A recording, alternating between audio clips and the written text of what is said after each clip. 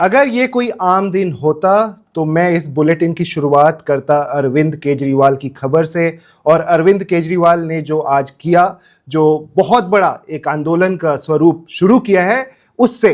लेकिन जो दुनिया की सबसे हिलाने वाली खबर है और मिडिल ईस्ट के लिए जो सबसे बड़ा दिन है, ऐतिहासिक दिन है, क्योंकि पूरा भविष्य मिडिल ईस्ट का आज या वेस्ट एशिया का आज बदलने वाला है और बदल चुका है। क्योंकि 40 साल से जो इंसान पूरे ईरान को रूल कर रहा था और एक आयरन फीस्ट के साथ रूल कर रहा था, वो आज जा चुका है। जी, हम बात कर रहे हैं खामेनेई की। बहुत ही जल्द हमने ये खबर लाई थी कल रात, लेकिन दर्शकों को लगा कि ये तो फेक न्यूज़ है।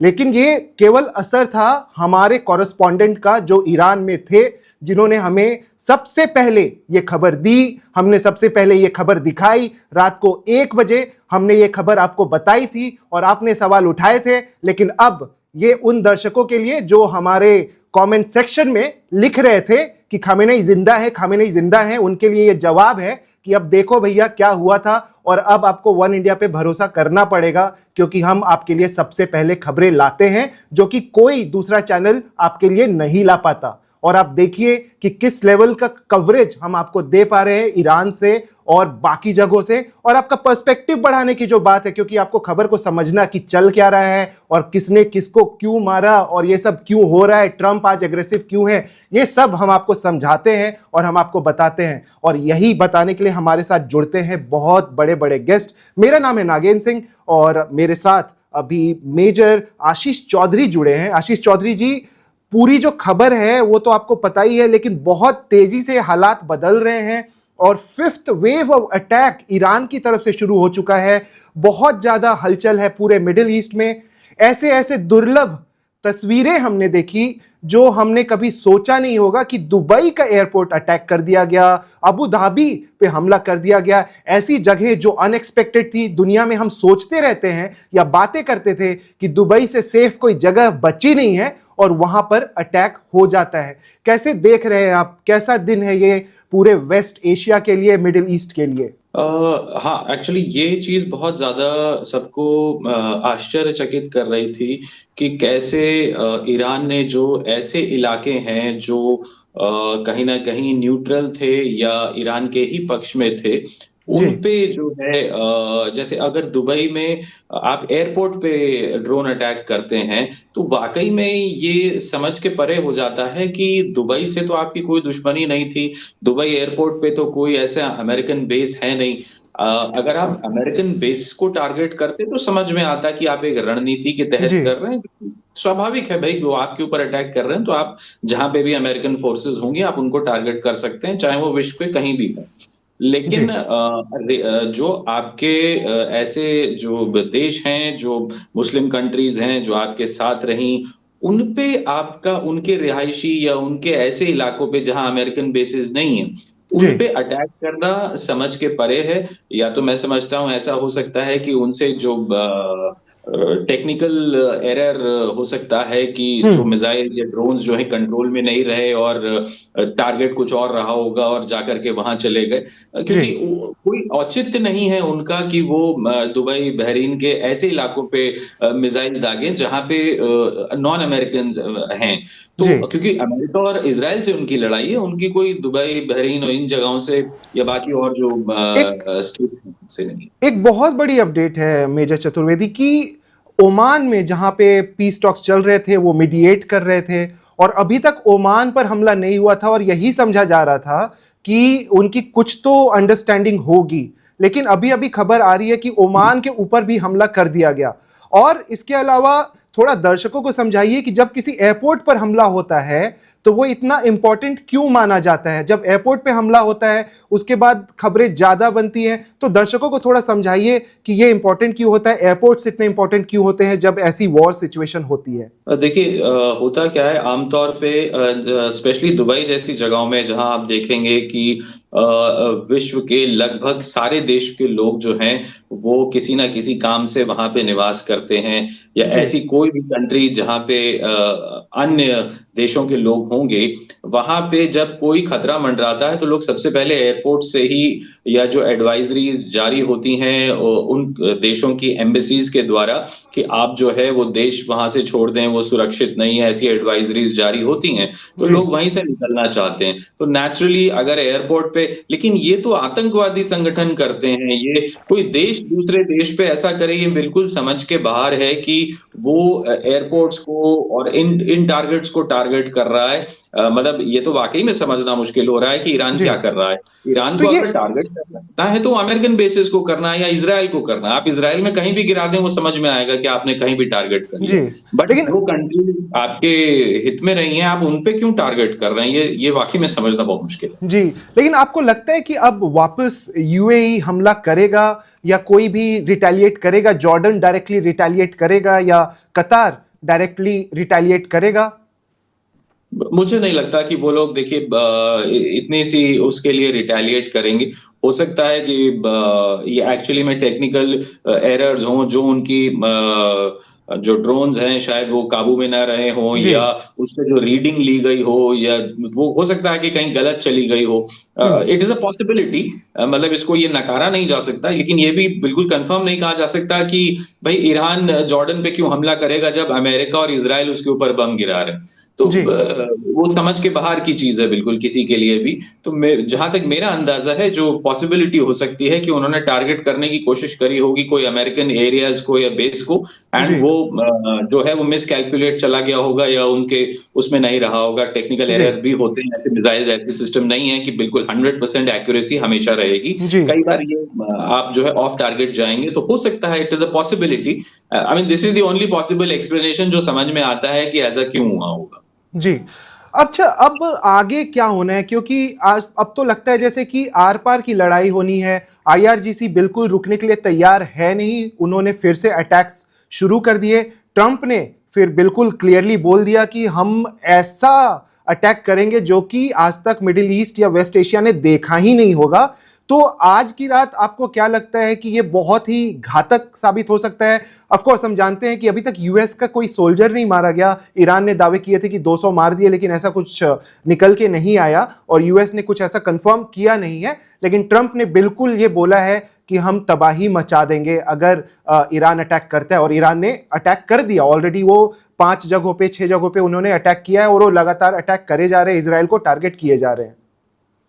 देखिए, मुझे लगता है कि ईरान अब और ज़्यादा रिटेलिएट करेगा क्योंकि अगर आप देखें कि जो ख़मेनी की डेथ हुई है, उससे कहीं न कहीं लोगों में आक्रोश आप देखेंगे कि न केवल ईरान में बल्कि उसकी आप जो उस आक्रोश को इंडिया में, पाकिस्तान में, गल्फ़ कंट्रीज़ में और कई जगह आप उसको देख सकते हैं कि कैसे लोग जो हैं वो जो ईरान से कनेक्टेड भी नहीं हैं, वो भी नाराज़ हैं। तो आप इससे अंदाज़ा लगा लीजिए कि ईरान के अंदर कितने लोग नाराज़ होंगे इस बात से। तो जी आक्रोश कहीं ज़्यादा होगा, गुस्सा कहीं ज़्यादा होगा, और ये तो होता ही है कि जब आदमी गुस्से में होता है तो फिर वो ये अंजाम की परवाह जो है वो कम करता है। वो कहीं न कहीं एक ये ह्यूमन नेचर है, एक ये जिसे कहते हैं कि मानसिक प्रवृत्ति हो जाती है एक मानव जी की, कि वो गुस्से में कुछ इतना ज़्यादा कर जाता है कि जो वो आम तौर पे शायद ना करता। तो जी अगर एक मुझे मुझे एक ऐसा एक लगता बड़ी है। खबर इसी से रिलेटेड, जो गुस्से की आपने बात की, तो ईरान प्रेसिडेंट मसूद पेजेश्कियान, उन्होंने अब ये प्रण लिया है कि we will avenge the death of Khamenei. उन्होंने ये स्टेटमेंट दिया है कि ये हमारी लेजिटिमेट ड्यूटी है to avenge the killing, the assassination. लेकिन हमने ये देखा है कि पिछली बार जब युद्ध हुआ था तो ईरान के टॉप कमांड को बहुत आसानी से मार दिया था इजराइल ने और यूएस ने मिल करके। अब इस बार आपको लग रहा है कि ईरान चलिए बातें तो कर रहे हैं, लेकिन जब एंड रिजल्ट आता है या एंड मोमेंट आता है तो अब खामेनी को भी पहले दिन ही मार दिया गया। तो बातें तो कर रहे हैं ईरान, लेकिन अभी भी आपको लगता है उनके पास इतने मिसाइल्स हैं? क्योंकि एक स्टेटमेंट कल ये भी आया था कि अभी हमने केवल अपने पुराने स्टॉक पाइल्स को यूज किया है, नया तो अभी हमने इस्तेमाल भी नहीं किया। तो किसके मिसाइलें पहले खत्म हो सकती हैं? पैट्रियट मिसाइल्स इतने लेकर के गए हैं ये सारे जो युद्धपोत हैं कि जो ईरान के मिसाइल्स है वो उस पर भारी पड़ेंगे।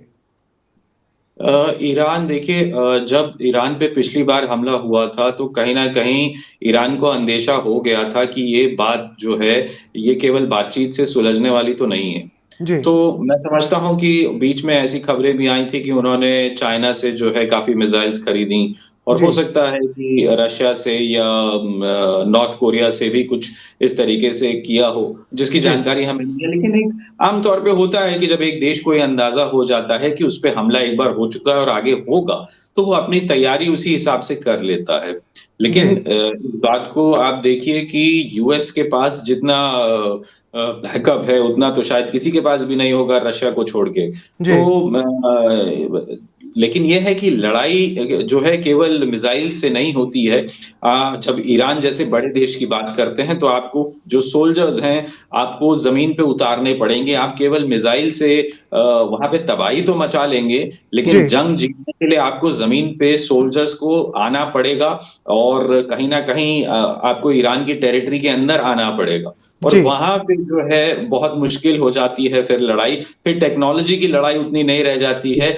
फिर जो जिसे हम कहते हैं कि मैन बिहाइंड द वेपन फिर वो लड़ता है और वहाँ अमेरिकन्स का रिकॉर्ड और इतिहास जो है वो बहुत कोई ऐसा नहीं है कि वो बहुत अच्छे से लड़ जी, पाते हैं। Boots on the ground. Technology even उनकी इन सुपीरियॉरिटी अफगानिस्तान है। ये बात हम कर रहे थे कि बूट्स ऑन द ग्राउंड की जब बात आती है तो वो हमेशा मुंह की खाते हैं। अभी एक और काफी बड़ी डिटेल आ रही है और बहुत ही दिल दहलाने वाला वीडियो है जो कि दुबई से है, of a high rise building which is on fire. और इरानियन मीडिया का ये क्लेम है कि उन्होंने दुबई में सीआईए का ऑफिस सक्सेसफुली हिट किया है। अभी हम बात कर ही रहे थे मेजर चतुर्वेदी की वो क्यों स्ट्राइक कर रहे हैं दुबई पे और अबू धाबी पे, तो अभी ये स्टेटमेंट आया है कि उन्होंने सीआईए का जो ऑफिस था उसको हिट किया है। हमारे साथ तेजावत साहब भी हैं, अरविंद तेजावत, जो हमारे साथ सुबह से बने हुए हैं और काफ़ी कुछ हमें बताया कि क्या हो रहा है और ईरान की परिस्थिति क्या है, आगे क्या होगा।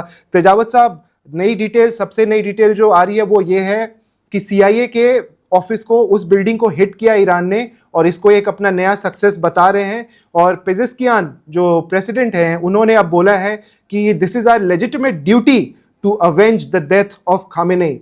तो आप कैसे देख रहे हैं, ईरान कुछ इसमें हड़कंप मचा पाएगा कि आज ट्रंप कंप्लीटली इस चैप्टर बंद कर देंगे आज की रात, क्योंकि उन्होंने बोला है कि this will be the kind of strike that the world has never seen. देखिए, ट्रम्प की बात पार्शियली सच तो है कि ये ऐसी स्ट्राइक थी जो कि वाकई इससे पहले नहीं हुई थी। यह पहली बार ऐसा हुआ है कि एयर स्ट्राइक से किसी भी कंट्री हेड को उन्होंने मार गिराया और वहां रिजिम चेंज हो जाएगी, मतलब कि उसकी जगह कोई नए कंट्री हेड आ जाएंगे। जी, तो इसका हम पहली बार ऐसा देख रहे हैं कि यह सब हो रहा है। तो एक तो ये बात तो है ही नगेन साहब। दूसरा हमें ये कि जो सीआईए का ऑफिस वाला जो मामला है, वो ये कि ऑफिस दरअसल चाहे वो रॉ का हो, सीआईए का हो, मोसाद का हो, वो इस तरीके से काम नहीं करते जैसे कि जो नॉर्मली ऑफिस करते हैं। जी, जैसे कि हमें ये भी पता है कि जो यहाँ पे हमारे जो भारत में भी रॉ का जो हेड ऑफिस है, जी, उसके ऊपर मत्स्य विभाग लिखा हुआ है। सबको पता है कि ये रॉ का या आईबी का ऑफिस होते हैं, पर सबको जी, मालूम होता है, पर बाद में उसके डिपार्टमेंट वगैरह कुछ वो छुपा के रखते हैं वो लोग। तो वैसा ही लगभग सीआईए का भी मामला है। और इसका एक खास कारण नगीन साहब ये हो सकता है कि दरअसल वहां पे हमले करके ईरान दरअसल वहां के जो लोगों में एक तरीके का खास तरीके का ये लाना चाहता है, क्योंकि चाहे सऊदी अरेबिया हो या तमाम मुस्लिम कंट्रीज हो, जी, वहां पे ईरान की हुकूमत को सपोर्ट करने वाले काफी बड़ी तादाद में लोग हैं। तो वो उसी टाइप की किसी न किसी तरीके की जन उभार को जी, उभारना चाहते हैं। वहां के लोगों को ये बताना चाहते हैं कि देखिए, इस्लाम की लड़ाई है, आप लोग भी साथ में आए। और जी, इसीलिए वो इस तरीके के हमले कर रहे हैं, वो कर रहे हैं ताकि एक तरीके का माहौल बने। इसके जी, पीछे जो खास वजह है वो ये है। और बाकी जो अमेरिका और उन्होंने किया वो तो बहुत ही एकदम प्रिसाइज अटैक है। और वो कितना लंबा चलेगा ये है, ये भी अपने आप में एक मसला है। और आपने बिल्कुल जो बूट्स ऑन द ग्राउंड कहा है उसकी भी बात है, क्योंकि मुझे याद है कि जब इराक में जब वो पूरा उन्होंने कंट्रोल किया था, तो उसके जो बहुत सारे जो ऑफिसर्स वगैरह उनसे बात करें तो पता चलता है कि वो एक तरीके से कंट्रोल करने के लिए ही वो मेनली करते हैं। पर जी, ईरान में ये सब कुछ हो नहीं पाएगा, क्योंकि वहाँ की जो आम आवाम है वो कभी अमेरिकन जो गाइडेड रिजिम को शायद ही पसंद करे, नगेन साहब।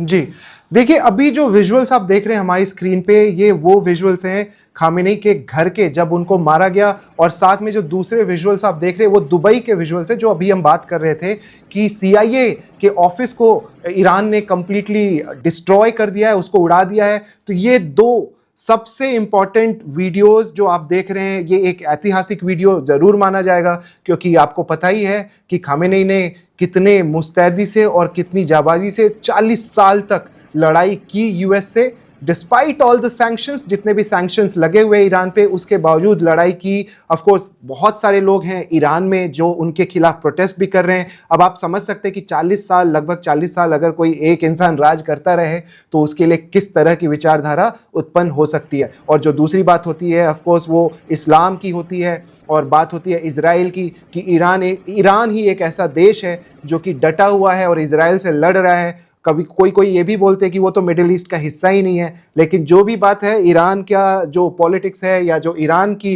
अहमियत है पूरे वेस्ट एशिया में, वो इस वजह से है क्योंकि वो इजराइल को चैलेंज कर पाते थे। आप देखिए ये दोनों विजुअल्स, ये इसलिए ज़रूरी है क्योंकि आप ये ऐतिहासिक वीडियोस देख रहे हैं, और ये वॉर ऐसे समय में आ चुका है कि वो जगहें जो कही जाती थी कि दुनिया की सबसे सबसे सबसे सुरक्षित जगह है, और बहुत सारे लोग ये सोचते थे कि आप दुबई चले जाइए, दुबई बहुत सेफ है, लेकिन अब सिचुएशन ये हो चुकी है कि पूरा वेस्ट एशिया जल रहा है। चलिए इसको बहुत ही अच्छे तरीके से समझने के लिए अब ईरान का फ्यूचर क्या है, हमारे साथ बहुत ही इंपॉर्टेंट गेस्ट जुड़े हैं, कमर आगा साहब। कमर आगा सर, बहुत बहुत शुक्रिया हमें समय देने के लिए। मैं आपका स्टूडेंट भी रहा हूं सर, जामिया में आप जब पढ़ाते थे, एमसीआरसी में पढ़ाते थे, तो बस मेरा सवाल ये है कि आप ये जो पूरा वेस्ट एशिया का माहौल है बहुत ही नया है दर्शकों के लिए, सबके लिए बहुत ही अचंभे वाला समय है। कभी किसी ने ये सिचुएशन इमेजिन नहीं किया था कि एक ही दिन में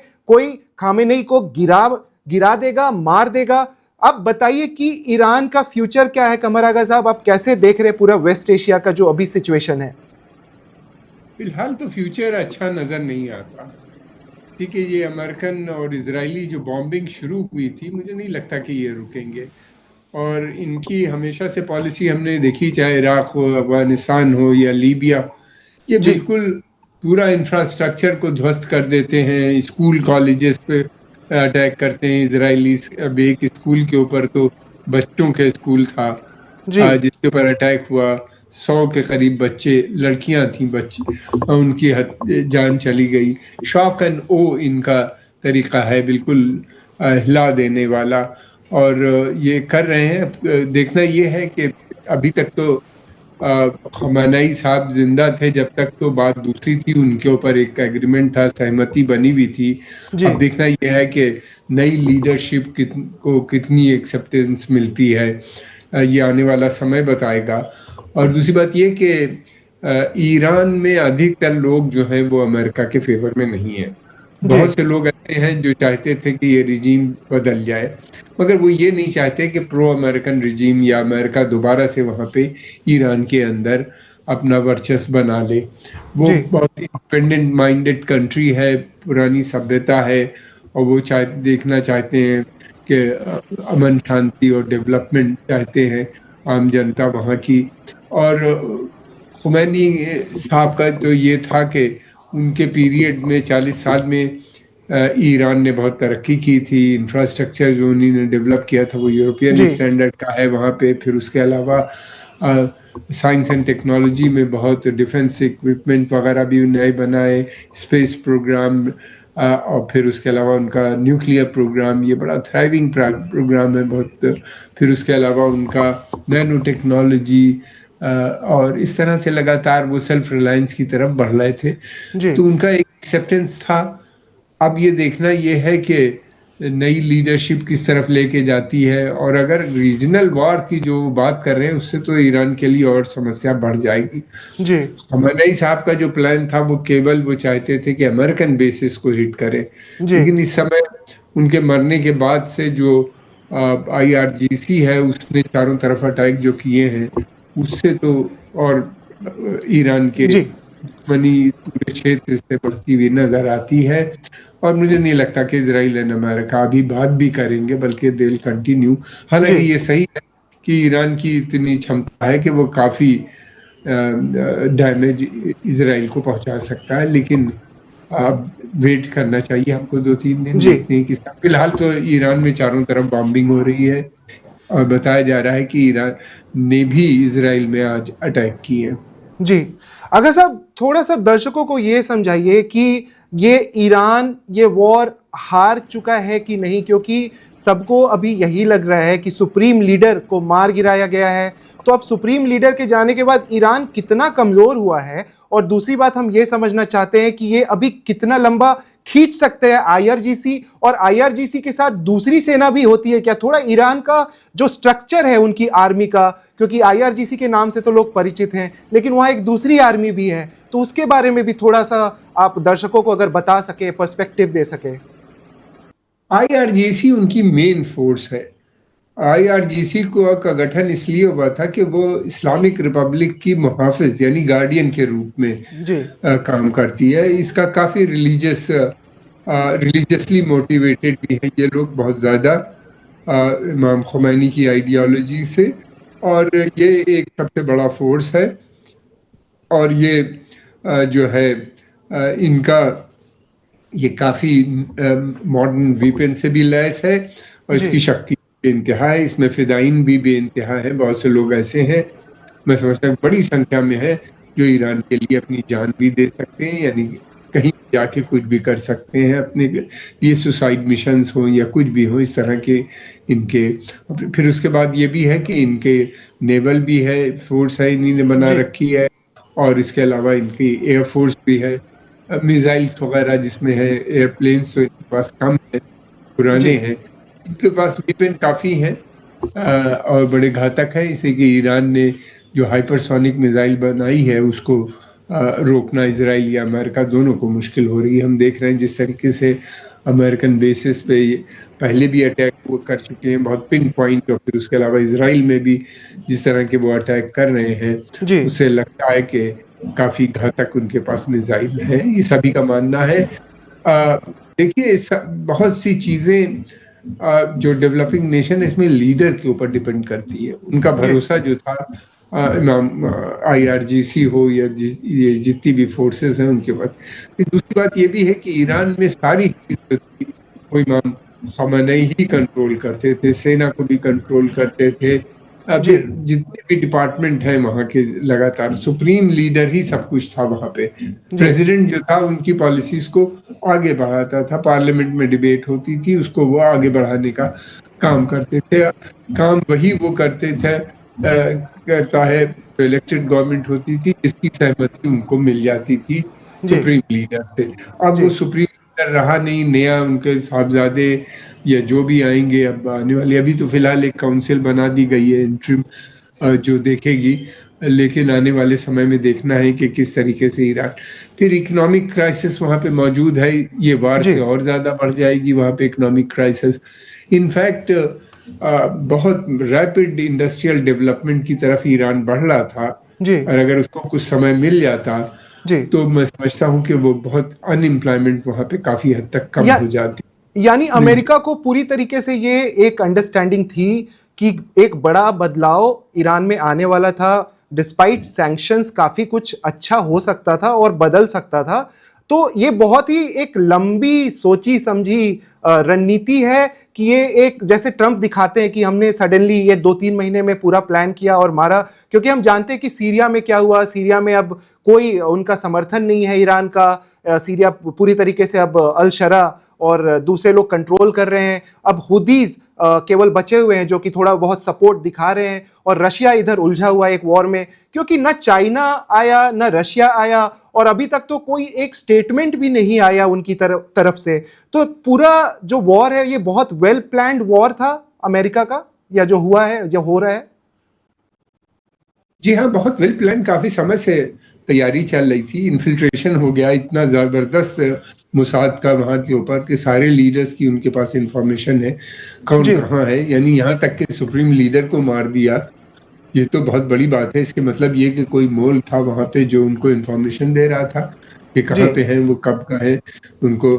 फिर दूसरी बात ये कि इनका बेसिक प्लान रिजीम चेंज का नहीं है। इनका बेसिक प्लान ये है कि जो इनकी इनकी टॉप लीडरशिप है इस समय हार्ड लाइनर, जी उनको एलिमिनेट कर दो ताकि मॉडरेट को फिर मजबूर कर दो कि वो अमेरिका के साथ डील कर ले। जी फिलहाल इनका प्रोग्राम ये अमेरिकन इससे भी घबराते हैं कि कहीं ऐसा ना हो कि इस्लामिक रिजीम कोलैप्स हो जाए, उसके बाद वहाँ पे डेमोक्रेसी आ जाए। अगर डेमोक्रेसी आएगी तो फिर वो नेशनलिज्म प्रमोट करेगी, जैसा पहले कर चुकी है मुसद्दिक के पीरियड में। फिर मुसद्दिक को हटाना पड़ा था, अमेरिकन और ब्रिटेन ने मिल के एक कू ऑर्गेनाइज किया था। जी 1953 में उन्होंने ऑयल को नेशनलाइज कर दिया था। तो वो नहीं चाहते कि कोई नेशनलिस्ट गवर्नमेंट या कोई डेमोक्रेटिक गवर्नमेंट ईरान में आए, इसलिए कि उससे लड़ना अमेरिका के लिए ये आइडियोलॉजिकली भी बड़ा बहुत मुश्किल है। बड़ा ही डिफरेंट बात आपने बोली आगा साहब कि यूएस नहीं चाहेगा कि एक डेमोक्रेटिक गवर्नमेंट आए। हमारे साथ दूसरे गेस्ट भी जुड़े हैं, तेजावत साहब हैं, चतुर्वेदी साहब हैं, उनके पास भी जाएंगे। थोड़ा सा पहले आप एक बार बता दीजिए एक कमेंट कि आपने ऐसा क्यों बोला, क्योंकि वो तो बात ही करते हैं डेमोक्रेसी की, और रेजा पहलवी बनेंगे कि पेजेस्कियान को ट्रंप अपना एक हथियार बना सकते हैं। कौन एक नया चेहरा आ सकता है? और आपने जैसे बोला कि वो नहीं चाहेंगे कि डेमोक्रेसी आए, तब तो पेजेस्कियान एक अच्छा ऑप्शन हो सकते हैं ट्रंप के लिए। उसके बाद तेजावत साहब के पास जाएंगे। जी देखिए क्या होगा ये तो आने वाला समय बताएगा, मैं तो नहीं बता सकता। लेकिन आपने बोला कि वो अमेरिका डेमोक्रेसी नहीं चाहेगा, नहीं तो उनके लिए अमेरिका घातक साबित हो सकता है। किसी भी देश में डेमोक्रेसी को नहीं, वो बात जरूर करते हैं, अमन शांति की बात करते हैं और युद्ध लॉन्च करते हैं। जी उनके युद्ध भी अमन शांति के लिए होते हैं। उस अमन शांति को लाने के लिए वो कई मुल्कों को अब तक ध्वस्त कर चुके हैं। जी मिडिल ईस्ट में उनकी साफ पॉलिसी, उनके जितने भी एलाइज हैं सब ऑटोक्रेटिक रिजीम है, चाहे सऊदी अरेबिया हो, यूएई हो, कतर, बहरीन, ओमान, इन सभी जगह पे इसी तरह के हैं इनकी रीजन। और फिर उसके बाद अफ्रीका में भी जितने इनके एलाइज हैं वो भी सब डिक्टेटर ही नजर आते हैं।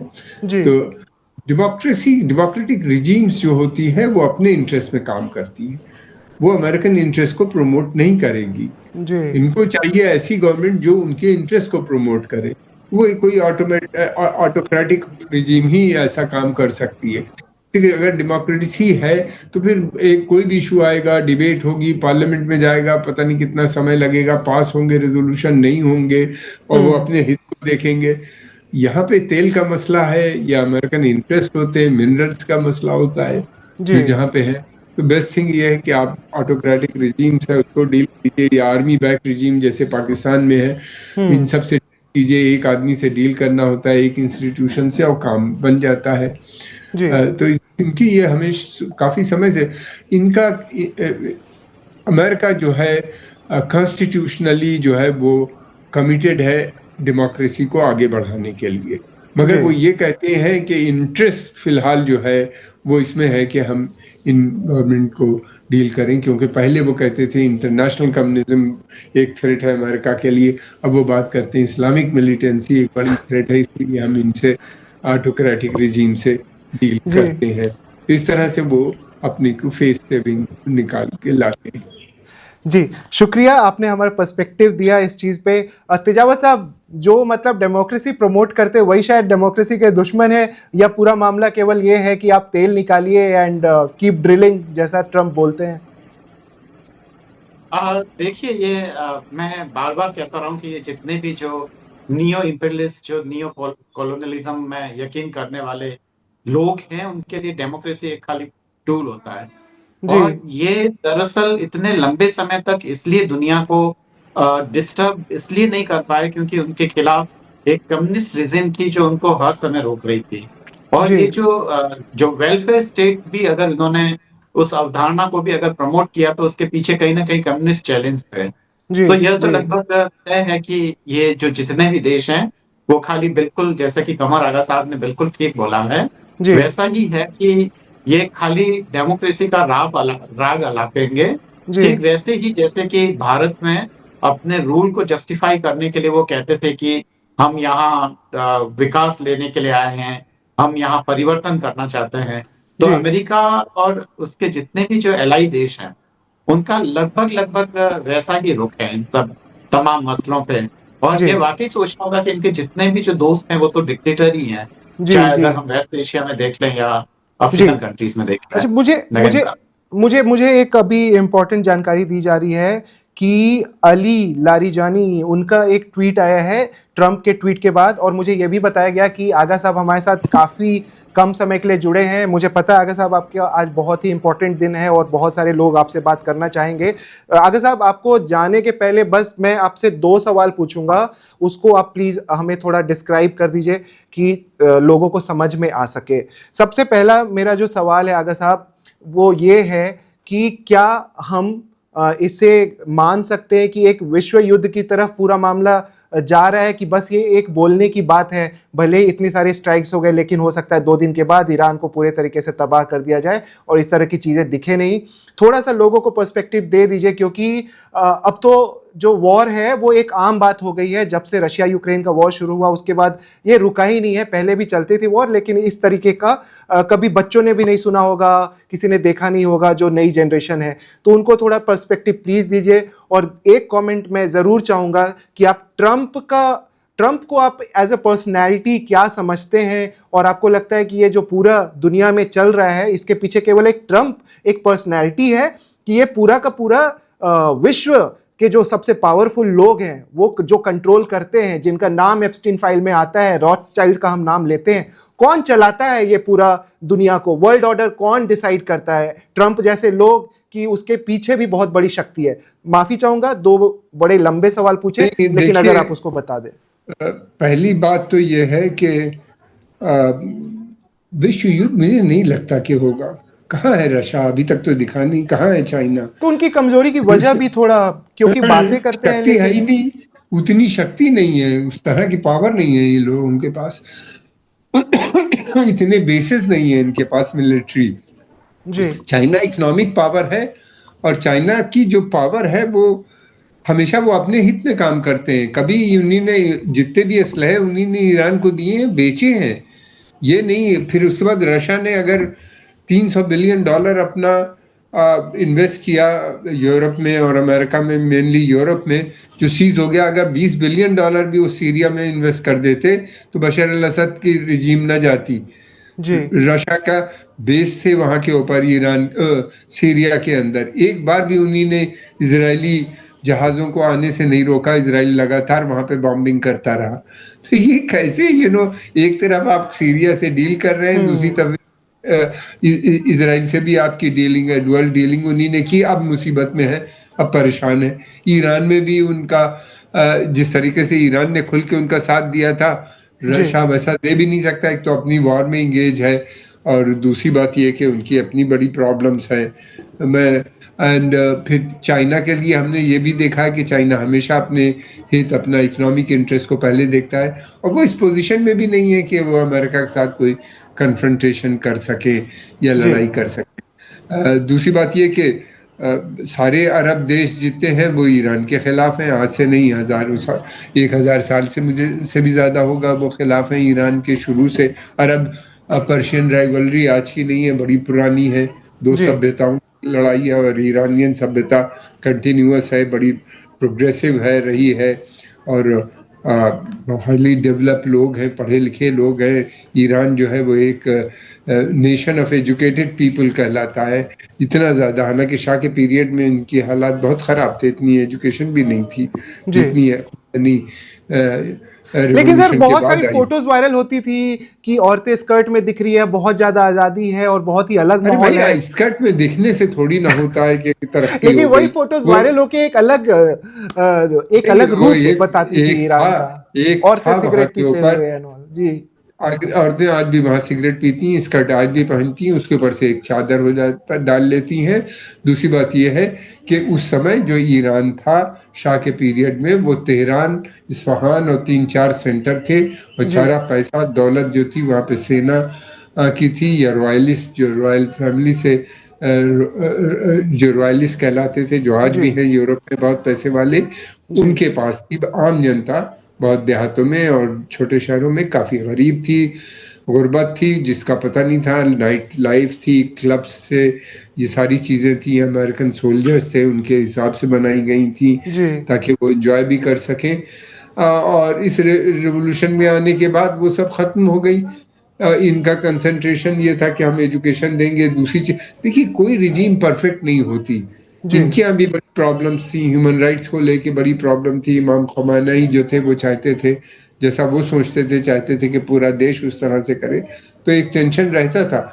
और जनता चाहती थी, एक एक सेक्शन था जो चाहता था कि रिजीम चेंज हो वहाँ, लेकिन जी वो बहुत बड़ा नहीं था। दूसरी बात ये कि वो चाहते तो थे रिजीम चेंज हो, मगर डेमोक्रेसी आए। वो ये नहीं चाहते थे कि ये रिजीम जाए और वहाँ के ऊपर अमेरिकन बैक्ड कोई रिजीम आ जाए, जैसे अब वेनेजुएला में हो गया। वो ईरानी इसको कभी नहीं एक्सेप्ट करेंगे। जी अगर मॉडरेट गवर्नमेंट इसको ट्राई करेगी भी, आती भी है, इनका जो प्लान है कि चुन चुन के सबको मार दो जितने बड़े लीडर हैं, और ऐसा लगता है कि जो मुसाद है वहाँ काफ़ी हद तक पेनिट्रेट कर चुकी है, और जी ये मारने में काफ़ी इनको, डिफेंस मिनिस्टर मर गया, उनके टॉप आर्मी जनरल बहुत से मर गए हैं। फिर उसके अलावा खamenei को उन्हीं ने मार दिया, जो सुप्रीम लीडर है। जी और फिर ये जो सोच रहे हैं कि अमेरिकन वहाँ के ऊपर एक मॉडरेट आ जाएंगे सत्ता में, तो फिर उसके बाद वो उनसे जो है अपना अमेरिका का वहाँ पे वर्चस्व का, ये ईरानी नहीं एक्सेप्ट करेगा। दूसरी बात ये कि जब तक रेवोल्यूशनरी गार्ड है, जी ये सेना है, तब तक तो मुझे नहीं लगता कि ये वो अलाउड ही करेंगे इस चीज के वहां पे आए। दूसरी चीज, आप जो ट्रम्प के बारे में पूछ रहे हैं, जी देखिए अमेरिका के अंदर जो होता है वो प्रेसिडेंट जो होता है, वो बेसिकली वहाँ पे जो मेन पॉलिसी और प्लानिंग ये सब जो होती है, वो वहाँ का इस्टेब्लिशमेंट तय करता है। जी ये बहुत पुराना इस्टेब्लिशमेंट का जॉर्ज बुश के समय से ये प्लान था कि तेल के ऊपर कब्जा होना चाहिए। ये पूरा, ये जितनी भी इस समय वार हो रही है, या पिछले दिनों से जो हम देख रहे हैं, जितनी भी वार हुई, चाहे लीबिया में हुआ, इराक में हुआ, या सीरिया में हुआ, या वेनेजुएला में हुआ, या अब ईरान में हो रही है, ये सब ऑयल वार है, ऑयल के जी ऊपर कब्जा कर। फिर ईरान जो है वो स्ट्रेटेजिकली बहुत लोकेटेड है। एक तरफ तो इसके बॉर्डर पाकिस्तान, ये पहले इंडिया से मिलता था जब पाकिस्तान नहीं था, जी दूसरी तरफ इराक से मिलता है, सेंट्रल एशिया की कई रिपब्लिक से मिलता है, कॉकेशस रीजन से जाके मिलता है इसका अजरबैजान के थ्रू। तो रिवर के दूसरी, सी के दूसरी तरफ रशिया है। तो बहुत ही स्ट्रेटजिकली। और फिर दूसरी ये कि अमेरिका का जो प्लान है कि ईरान, पहले इराक में रिजीम चेंज करो, प्रो अमेरिकन बनाओ, फिर ईरान की रिजीम इराक की मदद से चेंज करो, जो जी नहीं कर पाए, फिर वहां से सेंट्रल एशिया जाओ, सेंट्रल एशिया में रशियन इन्फ्लुएंस है, उसको न्यूट्रलाइज करो। तो इनका तो बहुत बड़ा प्लान है। अब कितनी कामयाबी मिलेगी, लेकिन होगा ये कि इसके चलते हुए मुझे लगता है कि अराजकता फैलने का भी डर है बहुत और से region. New middle middle east east का बनाने की जी बात बता रहे हैं। ट्रम्प जो है, प्रेसिडेंट ट्रम्प जो है, ये एक नया एजेंडा लेके आए हैं जो अमेरिकन पॉलिसी से थोड़ा फर्क है। ये एक तरफ तो पुराना जो एजेंडा है तेल पे कब्जा करने का, वो तो है। जी दूसरी तरफ ये भी है कि ये अपना जो वर्चस्व बना रहे हैं अमेरिका के अंदर। मेक अमेरिका ग्रेट अगेन, मागा मूवमेंट हुआ है, जिसने ट्रेडिशनल जो उनकी रिपब्लिकन पार्टी को बिल्कुल कमज़ोर कर दिया है, बल्कि ये मूवमेंट ने टेक ओवर कर लिया है। और कहाँ तक कामयाबी मिलेगी ये मुश्किल है, इसलिए कि अमेरिका के अंदर बहुत इकोनॉमिक प्रॉब्लम्स है। जी और दूसरी ये भी है कि ट्रम्प के खिलाफ भी बहुत से लोग हो रहे हैं वहाँ पे। खुद इनके जो मेगा मूवमेंट है, इन्हीं ने प्रॉमिस किया था कि कोई युद्ध नहीं करेंगे, वो अमन शांति रखेंगे, अमेरिका को में इन्वेस्टमेंट करेंगे, बाहर से लेके आएंगे, जो जितने भी इलीगल माइग्रेंट्स हैं उनको बाहर निकालेंगे, और जो माइग्रेंट हैं उनको भी कम, नए को आने नहीं देंगे, लोकल लोगों को जॉब्स मिलेगी, और दोबारा से अमेरिका एक मिडिल क्लास सोसाइटी बना। ये तो ख्वाब की बातें हैं, अब जो संभव नहीं है, इसलिए इनका काफ़ी अपोजिशन भी हो रहा है। और मुझे लगता है कि 1 साल के अंदर इनके लिए काफ़ी मुश्किल भी अमेरिका के अंदर खड़ी जी हो जाएगी। फिर दूसरा जी इनका ट्रेडिशनल अलायंस था एंग्लो सैक्सन, वो मेक अमेरिका ग्रेट अगेन मागा मूवमेंट ने उसको बिल्कुल काउंटर कर रखा है। यूनाइटेड नेशन का जो अमेरिका का एक वो था उसूल के rule based policy, rule based systems के ऊपर वो बात करते थे, जो यूनाइटेड नेशन जिसके तहत था, उसको भी इन्हीं ने बिल्कुल साइड लाइन कर दिया है। और जो ट्रेडिशनल एलाई थी, like Britain, France Canada, Australia, 5 eyes जिन्हें कहा जी जाता था, जी उनसे भी इनके रिलेशन अच्छे नहीं हैं। और फिर जो वो है नेटो, उसमें भी काफ़ी हड़कंप नज़र आती है। इस तरह की जिस तरह की ये पॉलिसी और बातचीत कर रहे हैं, उससे अमेरिका के प्रति यूरोप में भी काफ़ी चिंता है। और फिर ग्लोबली भी जिस तरीके के ये युद्ध हो रहे हैं, मिडल ईस्ट अभी तक एटलीस्ट ये पार्ट जो था ये काफ़ी स्टेबल था, ये जी। भी इनस्टेबल होता हुआ नज़र आता है। धन्यवाद। शुक्रिया शुक्रिया कमर आगा साहब, आपने वक्त दिया और बहुत ही अच्छे से हमें समझाया कि ट्रम्प के दिमाग में क्या चल रहा है और नहीं भाई, यूएस अभी के दिमाग आप में क्या बड़े चल अच्छा रहा है। पैनल में आपके पास तो बड़ा अच्छा पैनल है, मैं सुन रहा था जी तुमसे जी, पहले। शुक्रिया शुक्रिया, और प्लीज हमसे जुड़ते रहें जब भी आपको जी मौका मिले। हमें बहुत आनंद आएगा अगर आप हमसे जुड़ेंगे, और हमारे दर्शकों को बहुत ज्यादा आनंद आएगा, उनको समझ में आएगा कि पूरा जो अरे पॉलिटिक्स भाई, है मिडिल ईस्ट का। इस मुल्क में बहुत से लोग हैं, हम अकेले नहीं हैं जानने वाले। सर आपके सर पास तो इतना आपके अच्छा स्टूडेंट पैनल रहे है हैं, हम लोग आपके अरे स्टूडेंट रहे हैं अरे एमसीआरसी में। मैं तो तो कुछ दिनों के लिए विजिटिंग प्रोफेसर था वहां। मैं बेसिकली तो जर्नलिस्ट हूँ।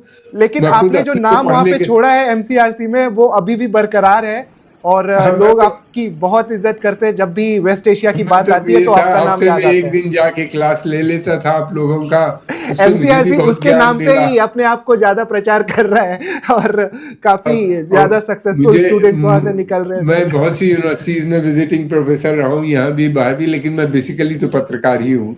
जी अ, जी, नहीं चलिए, बहुत थैंक अच्छा लगा सर आपसे बात करके, एंड थैंक यू, आपने आज टाइम निकाल के हमें दिया।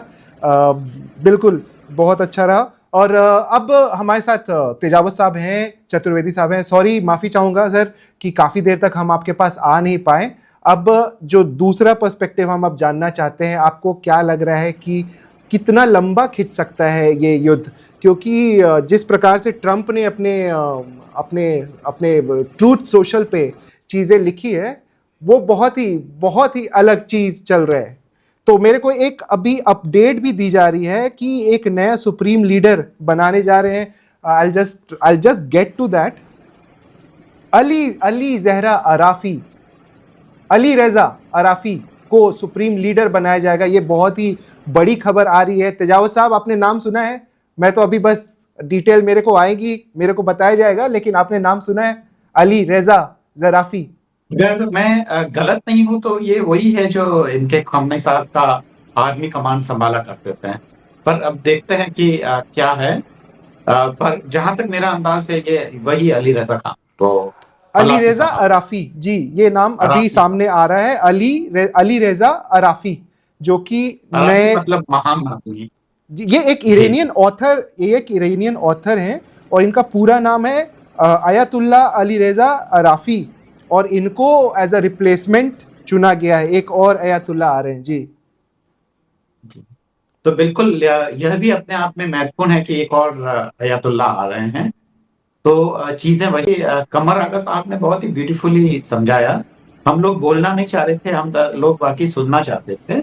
और ये बिल्कुल उन्होंने दुरुस्त फरमाया कि ये सब जो चीजें हैं वो जी एक किस तरीके से एक तरीके का प्रोपेगेंडा करके ये सब कुछ किया जाता है। पर ईरानी जो अवाम है वो ऐसा नहीं है, क्योंकि वो यह नहीं चाह रही थी कि अयतुल्ला खामनेई को हटा के किसी ऐसे व्यक्ति को ले आए जो कि पुराने स्टाइल का सामंतवादी नेता हो, क्योंकि जी उसके खिलाफ तो उन्होंने 79 में लड़ाई ही लड़ी थी उनको जी हटाने के लिए।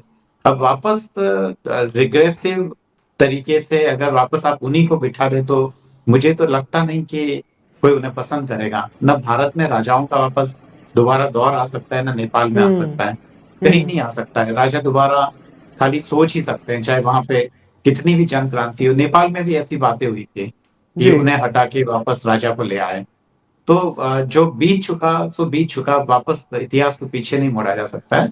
जी और वो बेहतर डेमोक्रेसी चाहते थे, बिल्कुल ठीक ही कहा, और उसी की तलाश में है। पर अमेरिका जो कर रहा है वो अपने लिए जो लालच के कारण जो जी करना चाहता है वो वही कर रहा है कि वहां से जितने भी जो संसाधन है जी उनका दोहन किया जा सकता है, और वो भी स्पीडी दोहन चाहता है, जल्दी जल्दी दोहन चाहता है, जी ताकि जो उसकी जो आगे आने वाले चैलेंजेस वगैरह उनको जब तक अमेरिका ये नहीं करेगा और जब ये खत्म हो जाएगा, अमेरिका धराशायी हो जाएगा, क्योंकि ये अमेरिका के शासन तंत्र का एक तरीके से विरोधाभास कहे या जी कॉन्ट्राडिक्शन है कि अगर ये खत्म हो जाएगा तो अमेरिका भी खत्म हो जाएगा।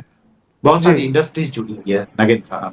जी जी मेजर चतुर्वेदी, मैं ये समझना चाहता था कि इतनी जल्दी, मतलब ये इतना ज़्यादा, अभी तो उनका जो है लास्ट राइट्स भी कंप्लीट नहीं हुए हैं खामेनेई के, लेकिन अनाउंसमेंट हो गया है। आप इसको देखते हैं क्या कि एक स्ट्रैटेजिक मूव है, क्योंकि ईरान अपने आप को कमज़ोर नहीं दिखाना चाहता कि चलिए एक खामेनेई चले गए, लेकिन इसका मतलब ये नहीं है कि this is the end of the war. अब उन्होंने बहुत ही स्ट्रैटेजिकली ये अनाउंसमेंट कर दी कि हमारा नया लीडर आ गया है, एक फेस मिल चुका है इस वॉर को, और इस पे अब ये वॉर लड़ा जाएगा और बदला लिया जाएगा। एक्चुअली बिकॉज आप ये समझिए कि एक जो चेहरा होता है उसकी वैल्यू बहुत ज्यादा होती है जी कि लीडर कौन है। आप वो नेपोलियन ने एक बहुत पुरानी कहावत थी कि आप एक 100 शेरों की सेना बनाइए और एक कुत्ते को उनका लीडर बना दीजिए, तो लड़ाई के मैदान में वो 100 शेर कुत्ते की मौत मर जाएंगे। और जी आप 100 कुत्तों की एक सेना बनाइए और एक शेर को उनका लीडर बनाइए, तो जंग के मैदान में वो कुत्ते शेर की तरह लड़ते हैं। तो ये एक फैक्ट है कि लीड कौन कर रहा है। तो जी ये आई थिंक इस इम्पोर्टेंस को उन्होंने समझा है। और एक ऐसे इमोशनल मोमेंट पे जब पूरे देश में कहीं ना कहीं मतलब दुख भी होगा, गुस्सा भी होगा, आक्रोश भी होगा, तो उसको अब एक चैनलाइज करना है उनको अपनी आर्म फोर्सेस के मोराल को, क्योंकि वो लड़ना है उन्हें अभी कहीं जी ना कहीं। तो बहुत जरूरी था ये फैसला जो उन्होंने बहुत टाइम से ले लिया है। बहुत काबिले तारीफ है कि एक ऐसे मोमेंट उन्होंने उसको सार्वजनिक घोषणा करते हैं, तो कहीं जी ना कहीं उनकी जो स्ट्रैटेजी है बहुत सही है। और जो आप अभी पीछे की बात हो रही थी जो कि अमेरिका कैसे क्या करता है, ये हमें समझना पड़ेगा कि अमेरिकन इकोनॉमी है, कैपिटलिस्ट इकोनॉमी है। वहां पे जो बड़ी इंडस्ट्रीज हैं वही कहीं ना कहीं गवर्न करती हैं अमेरिकन इंटरेस्ट्स को, और वही जी सरकार आगे इम्प्लीमेंट कराने की कोशिश करती है। और इसीलिए आप देखते हैं कि अमेरिका जो है दूसरी कंट्रीज पे किसी बहाने से, जो हमने कई कंट्रीज में देखा, वो घुसता जी है और वहां पे उनके रिसोर्सेज को अपनी जो अमेरिकन कंपनीज हैं उनको मुनाफा देना चाहता है। जी पूरी लड़ाई जो है कहीं ना कहीं उसकी बात की है, न कोई इस्लाम के खिलाफ है न किसी और के खिलाफ है। It is purely about money. जी और क्योंकि अमेरिका ने ये देख लिया था कि रशिया जो है वो कहीं इंटरफेयर नहीं कर रहा है, या कोई बड़े नेशन जिसमें इंटरफेयर नहीं कर रहे हैं। आप देखिए पहले उन्होंने थोड़ा सा किया, जी देखा कहीं से कोई रिस्पॉन्स नहीं आ रहा है, कोई ऐसी अड़चन नहीं आ रही है, तो उन्होंने कदम और आगे बढ़ा है। जैसे जो अभी आपने पॉइंट देखा था कि बहुत सही बात है कि अभी तक पुतिन ने या चाइना ने कोई स्टैंड नहीं लिया, कुछ इस पे जी कुछ रिएक्ट ही नहीं किया है कि मानो सर, जैसे कुछ हुआ बस ही एक नहीं। नई इन्फो है, मैं ऐड कर देता हूँ। पुतिन ने बस कंडोलेंसेस दिए हैं हाँ, तो खामेनेई वो की मौत पे। That is irrelevant, that is irrelevant, मतलब उसका कोई औचित्य ही नहीं है। जी तो कहीं ना कहीं अमेरिका ने इस चीज को रीड कर लिया कि रशिया कोई पावर बैलेंस बनाने की कोशिश नहीं कर रहा है। अब पूरा पलड़ा जो है विश्व का वो अमेरिका की तरफ है। अब जी इसमें पुतिन के अपने इंटरेस्ट हो सकते हैं कि वो रशिया में जो है अपने आप को सेफ रखना चाहते हैं, तो इसलिए वो कहीं दाएं बाएं कुछ नहीं करना चाह रहे हैं। वो कह रहे हैं कि ठीक है मेरा रेजीम रशिया में बना रहे, तो बाकी अब अमेरिका जो है पूरे विश्व में दादागिरी कर रहा है तो वो करता रहे। तो जी ये सिचुएशन जो है कहीं ना कहीं डोनाल्ड ट्रंप और अमेरिका को फेवर कर रही है। लेकिन जी डोनाल्ड ट्रंप बस एक जगह गलत जा रहे हैं कि जिस तरीके से वो इराक पे और बाकी जगहों पे कब्जा कर पाए, आप देखिएगा कि ईरान पे इतनी आसानी से ये लोग नहीं कर पाए। जी ठीक है। तेजाज साहब, हमें थोड़ा सा ये बताइए कि अब अगर अयतुल्ला अली रज़ा अराफी, उनको सामने लाया जाएगा, क्योंकि अगर पूरा जनता का मनोबल बढ़ाना है, ईरान में हमने इतने तेहरान में इतने बड़ी तादाद में हमने लोगों को देखा, वो सड़कों पर आए और वो खामेनी के सपोर्ट में आए थे, तो इनको अली रज़ा अराफी एक स्पीच देंगे, will he address the nation, और वो एक स्पीच देंगे सबके सामने आकर के, एक अपना रुख अख्तियार करेंगे या एक इमेज बनाएंगे, क्योंकि वो इमेज बिल्डिंग, वो पीआर भी तो चाहिए कि लोगों में फिर से भरोसा है कि सुप्रीम लीडर के मारे जाने के बाद हम अभी भी ताकतवर हैं, ईरान अभी भी ताकतवर हैं। आपको लगता है वो बाहर आएंगे और एक स्पीच देंगे, या कहीं से भी एक स्पीच दे और एक मैसेज दे, और अगर देंगे तो क्या मैसेज दे सकते हैं रिवेंज के अलावा? जी जी बिल्कुल ऐसा होता है, बहुत सारी तमाम लड़ाइयाँ होती है। उसके बाद में जब अगले जो उत्तराधिकारी होते हैं वो उनसे भी ज्यादा एग्रेशन होता है। अगर हम इतिहास से उदाहरण लें तो जब राणा सांगा की मौत हो गई थी खानवा की लड़ाई में, जी। तो उनके अपने ही लोगों ने उन्हें मार दिया था। तो उसके बाद में जो उनके बेटे थे उन्होंने किले के दरवाजे खुले रखने शुरू कर दिए थे, ये बताने के लिए कि उनको किसी तरह से डर नहीं लगता है, तभी वह ताकतें इकट्ठी की जाती है। तो चाहे जी। मध्यकाल हो या आधुनिक युग हो, तरीका वही होता है कि जी। खामनी साहब के बाद में ये जो अराफी साहब जो हैं, अली रजा अराफी, तो यह भी लगभग वैसा ही करेंगे, क्योंकि उस पूरी नए जो भी सत्तासीन होता है जी। उसको जनता के समर्थन की बेहद जरूरत होती है, खासकर जनता उसको एक्नॉलेज करे और उसको माने कि हाँ उनका ये नया लीडर है, और उसको उसके लिए उसको घरेलू और बाहरी स्तर पर हर तरीके का काम करना होता है। पुराने जमाने में भी जब कोई नया राजा बनता था तो वह या तो लोगों में पैसा बांटता था, ये करता था। जी। तो वैसी ही कोशिश आज भी होगी। और हमें पता है कि ईरान में बहुत सारे मिडाइवल एलिमेंट्स आज भी मौजूद है, खासकर वहाँ की सरकार में। जैसे कमर आगा साहब ने भी बताया था कि वहां पे पूरी तरीके से जो डेमोक्रेटिक सेटअप होना चाहिए वैसा नहीं है, पर जी। वैसा भी सेटअप नहीं था जैसा कि आसपास में एक तरीके का जो फ्यूडल सेटअप था। तो वैसा नहीं होने के कारण यह जरूर जनता का समर्थन और उनका एक तरीके से वो जरूर पाना चाहेंगे, और वो खुले तौर पे करेंगे, जी। चाहे वह सांकेतिक ही क्यों ना हो। भले ही वह एक बड़ी सभा न करें, पर इतना तो तय है कि वो कम से कम अपने सरकारी टेलीविजन पर आकर और एक राष्ट्र को संबोधित जरूर करेंगे और बताएंगे कि ये बहुत ही अलग सिचुएशन है जिसको हम सबको मिलकर चलिए, लड़ना थोड़ा है। थोड़ा मैं थोड़ा सा बता देता हूं कि ये हैं कौन। मेरे पास कुछ इन्फॉर्मेशन आई है और मेरी टीम ने मुझे इन्फॉर्मेशन जो भेजी है उसके हिसाब से मैं बता देता हूं कि अभी ये हैं कौन। अयतुल्ला अली रेजा अराफी, इनका जन्म 1959 में हुआ, 67 साल के ये हैं, and he is a heavy weight with in Iranian religious establishment. मतलब जो क्लेरिक्स हैं उनके बीच में इनकी काफ़ी पकड़ है और इनको इमरजेंसी में अपॉइंट किया गया है। और इन्होंने कम से कम 3 बड़े बड़े पोजीशंस ईरान की सरकार में इन्होंने ही हेल्ड दीज पोजीशंस, और काफ़ी इन्फ्लुएंशियल पोजीशंस पे ये रहे हैं। ये डायरेक्टर थे ईरान के nation wide Islamic seminary system के। मतलब इनका एक तरह से योगदान वही जैसे खामेनी का रहा है उस तरीके से रहा है उनके सिस्टम में। And a waiting member of the powerful guardian council and a sitting member of the assembly of experts जो ईरान में है। तो ये इनकी पहचान है और इनको कहा जाता है कि ये एक मॉडर्न हार्डलाइनर है। मॉडर्न हार्डलाइनर पेजेस्कियान से कितने अलग है वो भी समझेंगे। और इनको सुप्रीम लीडर चुना गया है। पेजेस्कियान अब इनके साथ काम करेंगे। ये भी बोला जाता था कि पेजेस्कियान वो नहीं करते थे जो खामेनी चाहते थे, या वो नहीं बोलते थे जो खामेनी चाहते थे।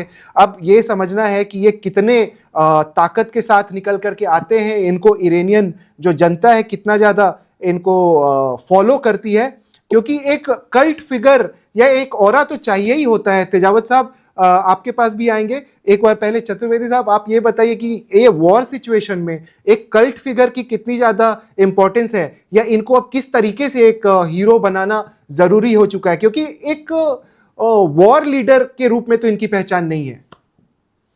नेचुरली, लेकिन एक जरूरत अब ऐसी बन गई है कि मैंने कहा ना कि लीडर जो लीड करेगा वो बहुत इंपॉर्टेंट हो जाता है, जी। क्योंकि आप एक कॉज के लिए लड़ते हैं, यानी एक मकसद के लिए लड़ते हैं।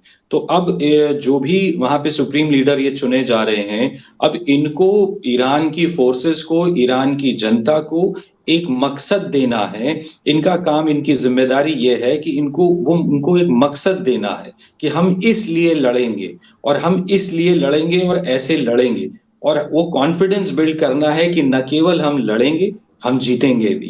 तो वो आप जब एक स्किल होता है, वो एक लीडर जब लीड करता है, जैसे जो कोई भी बड़े लीडर्स हुए, जैसे अगर मैं जनरल की बात करूं कि जनरल पैटन थे, जनरल जी। रोमेल थे, या इंडियन आर्मी में यहाँ पे मानेकशॉ जैसे जनरल हुए, तो जी। इनकी अहमियत इसीलिए होती है कि देखिए सेना वही रहती है, लेकिन जब लीडर आता है तो उससे उस सेना का मनोबल, उसके लड़ने की क्षमता और रणनीति, ये सारी चीजें जो हैं वो परिणाम को बदल देती हैं। सेना वही जी। रहती है, लड़ने वाले वही रहते हैं, बस अंजाम बदल जाता है एक लीडर बदल। जी, शुक्रिया शुक्रिया, आपने ये सारी जानकारी शेयर की। तेजावत साहब, अब एक फाइनल सवाल हम ये समझना चाहते हैं कि अब ईरान नहीं लेकिन पूरे वेस्ट एशिया का, पूरे मिडिल ईस्ट का एक नया मैप देखने को मिल सकता है अगले 4-5 दिनों में या 15 दिनों में, 20 दिनों में? हमने ये वॉर क्या जो बात है हम तो 2 महीनों से करते आ रहे थे और लोग भी ये समझ नहीं पाए थे कि हो क्या रहा है, इतनी चर्चा हो रही है लेकिन वॉर नहीं हो रहा, और सडनली ये हो गया। जैसे ही मोदी जी निकले उसके बाद वॉर शुरू हो गया। तो थोड़ा सा आप पर्सपेक्टिव दीजिए इसमें और समझाइए कि ये क्या हो सकता है। मिडिल ईस्ट के लिए ऐतिहासिक दिन तो है लेकिन पूरा जो मैप है एक तरीके से बदलेगा क्या? नगीन साहब, मैं तो पहले ही दिन से कहता रहा हूं कि ये लड़ाई होगी और होके रहेगी। तमाम एक्सपर्ट उस समय मना किया करते थे, पर जो अमेरिकन इंटरनल पॉलिटिक्स और वहां की चीजों को जो जानता है, वहां के पूरे चंदे के सिस्टम और उन सबको जानता है, उसके लिए ये लड़ाई कोई बहुत अचंभा नहीं है। जी और अमेरिका ये 90s के डिकेड से ही ये कोशिश करता रहा है। तो जब तमाम एक्सपर्ट्स ये जब चर्चा कर रहे थे, खासकर डिफेंस एक्सपर्ट्स और जो खासकर डिप्लोमेट्स जो ये चर्चा कर रहे थे, तो वो फौरी तौर से देख रहे थे। पर जी जब हम अंदर जाके देखते हैं चीजों को, जब एक कंटिन्यूटी में देखते हैं, तो हमें ये पता था कि ये लड़ाई जरूर होगी। दूसरे सवाल का यह जवाब है नगेन साहब कि ये नक्शा बदलेगा या नहीं बदलेगा, खासकर जिसको ये American, euro American, middle east बोलते हैं, हम वेस्ट जी एशिया बोलते हैं। तो ये नक्शा तो क्या, नक्शे का कलर भी नहीं बदलेगा, क्योंकि जैसी स्थिति है नक्शे का वैसा कलर नहीं बदलेगा करेंगे। लेकिन हाँ, एक तरीके से जो अंडरस्टैंडिंग है सारे कंट्रीज के बीच में वेस्ट एशिया में और वो एलाइज वाला जो मामला है वो उसमें कोई परिवर्तन? आगे आने वाले डिकेड में एक बड़ा परिवर्तन ये हो सकता है कि सामंतशाही के खिलाफ वहां पे एक खास तरीके का विद्रोह फूट सकता है, जो फूटता रहा है। खासकर जो वहां के सऊदी अरेबिया के जो क्राउन प्रिंस थे, उन्होंने भी कहा था जी कि मुझे मारने की साजिश रची जा रही है। तो ये स्टेटमेंट ऐसे आते रहे। खासकर वहां के जो राजा लोग हैं, वो लोग हमेशा से डरते रहे हैं अपनी आवाम से, और जी उनको लगा है कि कभी भी उनकी हत्या हो सकती है। तो अगर वहां पे जैसे अरब स्प्रिंग वाला जैसे कि पुराना मामला रहा था, वैसा अगर कोई नई तरीके की कोई पॉलिटिकल अवेकनिंग आती है, चाहे वो रिलीजन का छोला ओढ़ कर आए या चाहे वह मॉडर्निटी का छोला ओढ़ कर आए, पर जी अगर वो दोनों तरीके से अगर कुछ होता है, तो फिर नक्शा जरूर बदल सकता है। इस्लामिक ब्रदरहुड के नाम पर ये पूरा रीजन यूनाइट हो सकता है, पर वो बहुत दूर की कौड़ी है। जी उसमें कम से कम 4 से 5 टिकट लग जाएंगे, पर ऐसा होगा जरूर नगेन साहब। जी ठीक है। अब इसके बाद एक बहुत इंपॉर्टेंट एरिया जो पूरी दुनिया को इम्पैक्ट करता है और वो है स्ट्रेट ऑफ हॉर्मुज। उसको कौन अभी रूल करेगा? बहुत सारे बदलाव ऑलरेडी बंद कर दिया गया है, कल ही अनाउंसमेंट हो गया था। अब ये स्ट्रेट ऑफ हॉर्मुज में किसका किसका क्या धंधा है? क्योंकि वहां चाइना का भी इन्वॉल्वमेंट है, ऑस्ट्रेलिया तक का इन्वॉल्वमेंट है कि उनके भी प्योरीफाइड जो ऑयल है वो उधर से आ रहा है प्योरीफाई होके या साफ होके। तो स्ट्रेट ऑफ हॉर्मुज से इंडिया का अपना खुद का बहुत बड़ा कनेक्शन है। तो प्लीज थोड़ा समझाइए। तेजावत साहब, फिर जाएंगे चतुर्वेदी साहब के पास, कि कितना नुकसान होने वाला है भारत को, पूरी दुनिया को, किसका क्या बिजनेस वहां पे है, स्ट्रेट ऑफ हॉर्मुज इतना इंपॉर्टेंट क्यों है और कौन उसको रूल करेगा अभी के वक्त में? क्योंकि हुदीज की बात है और ईरान की बात है, क्योंकि उनके पास ही है। तो थोड़ा इस पे बताएं। जी बिल्कुल। सवाल इसको अगर हम उल्टा करते हैं, हम ये कहें कि स्टेट ऑफ हॉर्मुज को कौन रूल करेगा, जी तो इस सवाल को ऐसे भी पूछ सकते हैं कि वो लोग किसी को भी रूल करने नहीं देंगे। वो पूरी जो जो पूरा जल डमरूबंदी है या पूरा जो स्टेट है, उसको वो पूरी तरीके से डिस्टर्ब किए रहेंगे, ताकि वहां से कुछ भी ना आ जाए। वहां से जहाज आएंगे, उन पे फायरिंग होगी, उन पे गोलीबारी होगी, और वो पूरी तरीके से बंद होगा। और ऐसे में उतना नुकसान खाने या जहाज के डूबने का खतरा उठाने से कहीं ज्यादा बेहतर होगा कि वो चक्कर लगा के आ जाएंगे। अफ्रीका का पूरा केप ऑफ गुड होप हम जानते हैं, तो लेकिन वहां से महंगाई उसका तो बहुत नुकसान। बढ़ेगी इससे। जी, भारत में तो बहुत बढ़ेगी। भारत जैसे देश जो खासकर डेवलपिंग कंट्रीज है, और जिसका पूरा का पूरा डेवलपमेंट और पूरा का पूरा जो 5 इयर्स प्लान से लेकर बजट तक सब कुछ उस पर डिपेंडेंट रहता है। खाली जी आप इतना ही समझिए कि एक तेल के महंगा होने से हमारा पूरा का पूरा रेलवे बजट डिस्टर्ब हो जाएगा। जो हमारा जो एविएशन वाला जो मिनिस्ट्री है, उसके काम खड़े हो जाएंगे। उसके अलावा बहुत सारी फैक्ट्रियां हैं जहां ये पेट्रोलियम से काम चलता है, वो सब डिस्टर्ब हो जाएगा।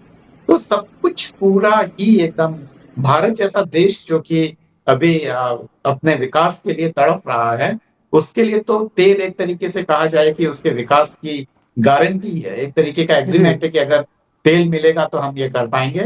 तो भारत बस खाली कलफ के रह जाएगा। कारण ये कि अभी ऐसी विश्व व्यवस्था नहीं है लेकिन जब ऐसे भी रूस हम तो तेल वेनेजुएला से लेने वाले थे तो क्या अभी ही तो होने वाला है।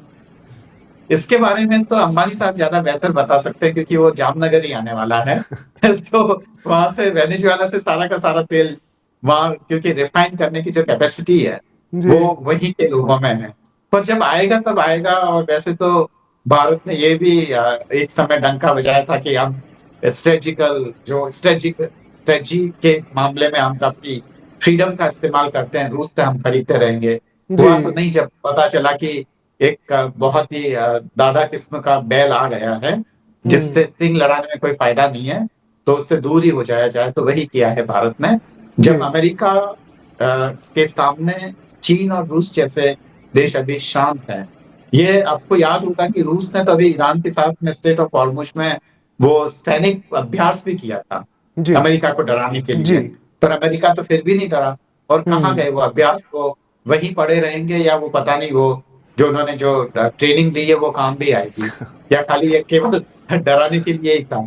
तो ये हम्म तमाम चीजें हैं नगीन साहब, जो मुझे लगता है कि स्टेट ऑफ हॉर्मुज को लेकर हमें समझना चाहिए। अब जी तो भारत के लोग जो खासकर साउथ ब्लॉक में बैठे हुए हैं, वो यही सोचेंगे कि अब भलाई इसी में है कि अमेरिका को हम कहे कि आप हमारे नए दोस्त हैं।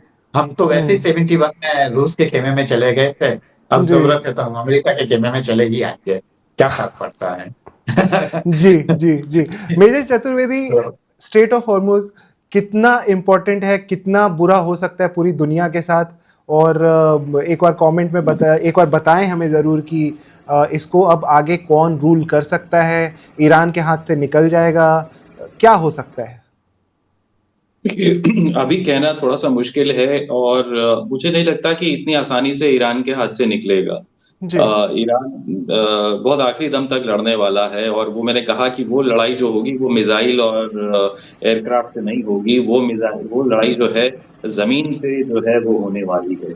और जी उसमें आप अमेरिका को जो है ना, हम आप देखिए कि अमेरिकन फोर्सेस उतनी केपेबल नहीं है जमीन पे लड़ने के लिए। आपको ये भूलना नहीं चाहिए। जी वियतनाम, लोग बात करते हैं, देखिए वियतनाम में, अफगानिस्तान में, जहां पे ग्राउंड फोर्सेस को लड़ना था, अमेरिका हमेशा वहां पे मात खाया है। तो टेक्नोलॉजी उनकी उस टाइम पे उस हिसाब से भी उतनी सुपीरियर थी जितनी उस जमाने में हुआ करती थी। जैसे आज सुपीरियर है तो बाकी लोग जिस तरह थे उनसे वो बहुत ऊपर थे, तो उस जमाने में भी वो बहुत ऊपर थे। हम्म लेकिन हर चीज टेक्नोलॉजी से नहीं होती है, तो यहाँ ये समझने की जरूरत है। तो इसलिए मुझे लगता है कि अभी ये लड़ाई जो है बहुत लंबी चलने वाली है। जी ईरान और इराक में ये फर्क है कि इराक जो है वो लड़ा ही नहीं था। रिपब्लिकन गार्ड्स और वो जो उनके थे, वो उस टाइम पे वो लड़े ही नहीं थे। वो जरा सी एक जगह रेजिस्टेंस हुआ था, बाकी उन लोगों ने सरेंडर कर दिया था। तो जी बहुत आसान हो गया था अमेरिकन फोर्सेस के लिए। बस वो एक टूरिज्म की तरह आए, उन्होंने बम्बार्डमेंट किया और बाकी वो अंदर घुसते चले गए और हम्म इट वाज ओवर। तो वो चीज, वो ईरान में वो टेम्पलेट नहीं बैठेगा। ईरान में इनको एक एक गज जमीन के लिए लड़ना पड़ेगा। तो जी वो उस पे जैसे ही आप देखेंगे कि अमेरिका जिस जिस दिन 100 200 300 अमेरिकन सोल्जर्स मरेंगे, अमेरिका में बहुत ज्यादा रेजिस्टेंस हो जाएगा इस चीज को लेकर के। तब डोनाल्ड हम्म ट्रंप ये सोचने लगेंगे कि अब मेरी कुर्सी जो है, मुझ पे वहां से दबाव पड़ रहा है। तो जी फिर चीजें, फिर समीकरण बदलने लगेगा। आप जब चलिए अगर ये एक ऐसी चीजें जाएंगी। एक एक मैं मतलब आर्मी उस पॉइंट ऑफ व्यू से आपसे सवाल पूछना चाहता हूं। हम एक्चुअली आखिरी पड़ाव में आ चुके हैं। हम तो पूरे दिन आज लाइव बैठेंगे ही बैठेंगे, लेकिन इस बुलेटिन के आखिरी पड़ाव में हैं। मैं एक आखिरी चीज़ ये समझना चाहता हूं मेजर चतुर्वेदी, कि अगर आप मान लीजिए इस सिचुएशन में आपके पास ये सिचुएशन होती और आपको ये संभालना होता ईरान के लिए, तो ईरान के लिए स्ट्रैटेजी क्या होगी? क्योंकि technically they are not advanced. आपकी जो वायुसेना है वो तो ऑलमोस्ट नॉन एग्जिस्टेंट है। आपकी नेवी इतनी स्ट्रांग है नहीं। आपके दरवाजे पे इतने बड़े बड़े युद्धपोत खड़े कर दिए गए हैं। आपकी एक स्ट्रैटेजी ऐसी क्या हो कि ईरान को इमीडिएट सक्सेस मिले? जैसे मैं एक पत्रकार के रूप में यह सोच सकता हूं कि आप यूएसएस जलाल फोर्ड को मारने की कोशिश करोगे, लेकिन जो कि उनके लिए पॉसिबल ही नहीं है कि आप उसको जला डालो। तो आपकी स्ट्रैटेजी क्या होगी? जैसे आपने बोला कि 200 सैनिक मर जाए, तो एक ईरान ऐसा क्या स्टेप ले सकता है, उनके सैनिक या उनके जो टॉप कमांड है वो एक ऐसा स्टेप क्या ले सकते हैं कि वो इस युद्ध को बदल सके? क्योंकि अभी तक तो उनके स्ट्राइक्स हुए हैं, विजुअल्स आए हैं, लेकिन कोई मरा नहीं और ऐसा कोई प्रेशर नहीं है यूएस के ऊपर या इजराइल के ऊपर या बाकी के देशों के ऊपर। जी, मुझे लगता है ईरान के पास जो उसका जो सबसे बड़ा एसेट है वो उसका मिसाइल्स है। ये बात सही है कि उनके पास एयरफोर्स बहुत स्ट्रांग नहीं है, उनके पास नेवी कोई स्ट्रांग नहीं है, उनके पास मिसाइल्स हैं, हाइपरसोनिक मिसाइल्स हैं। हाइपरसोनिक मिसाइल्स को इंटरसेप्ट नहीं किया जा सकता है। वो अगर उनका इस्तेमाल अमेरिकन फोर्सेस जहां बेस्ड हैं उनको एक जगह पे टारगेट करेंगे तो अमेरिकन को बहुत ज्यादा कैजुअलिटीज होंगी। और अगर मैं ईरान का हेड होता तो मैं किसी तरह से न्यूक्लियर वो अटेन करता और मैं सबसे पहले उसे इजराइल पे जो है यूज कर लेता। मैं वेट नहीं करता, मैं यूज कर लेता इजराइल पे। मैं तो ये करता अगर मैं उनकी जगह वहां पे मुझे ये फैसला करना होता। लेकिन इसका रीजन क्या होता? Because that would have been end of the world maybe. Yes, it would have been the end of the war. It would have been, see, the Americans, you have to understand, they try to dominate, यानी वो dominate करना चाहते हैं। तो वो उतनी लड़ाई मरने और मारने की लड़ने की कैपेबिलिटी अमेरिकन की है ही नहीं। वो केवल हॉलीवुड पिक्चर्स में बनाते हैं, ये हमें समझना पड़ेगा। वो जो वहां पे एक आदमी आता है वो 100 लोगों को मारता है, वो सिर्फ वो हॉलीवुड मूवीज में होता है। आप देख लीजिए, जब इराक में लड़ने आए थे तो इनके पास एसी टैंक्स में नहीं था, तो इनके सोल्जर्स ने हाथ खड़े कर दिए थे कि बहुत ज्यादा गर्मी है, हम लड़ नहीं पाएंगे। ये इनके actual statement.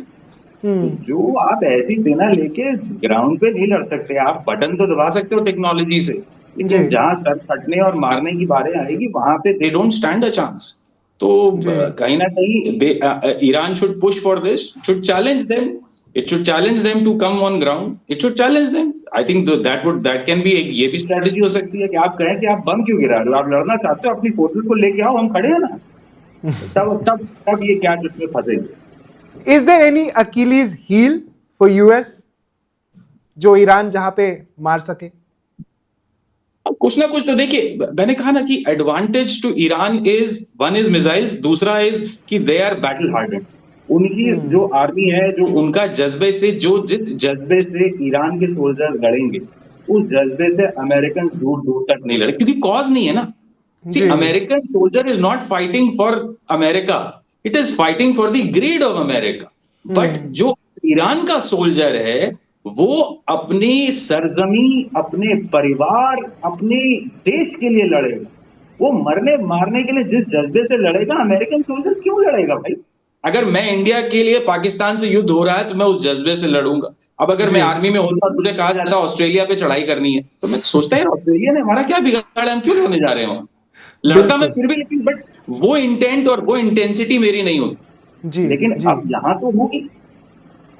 Completely make sense, completely make sense. आपने बहुत अच्छे एग्जाम्पल से समझाया, इट कंप्लीटली मेक सेंस। तो ये वॉर बहुत ही अलग तरीके की होने वाली है। तेजावत साहब, आखिरी comment of course, but we will want कि आप इसको थोड़ा डिटेल में समझाएं। आखिरी कमेंट भले ही है, लेकिन बहुत कुछ इसमें इन्वॉल्व है, और आपने सवाल आपको याद ही होगा जो मैंने पूछा था। जी जी बिल्कुल। मुझे लगता है कि अब दुनिया इस लड़ाई के बाद में पहले जैसी नहीं रहेगी जैसा कि थी।